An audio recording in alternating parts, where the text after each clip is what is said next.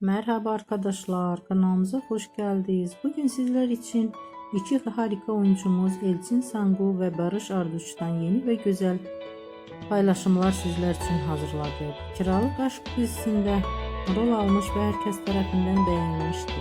Biz de sizler için onların güzel ve romantik karelerini hazırladık.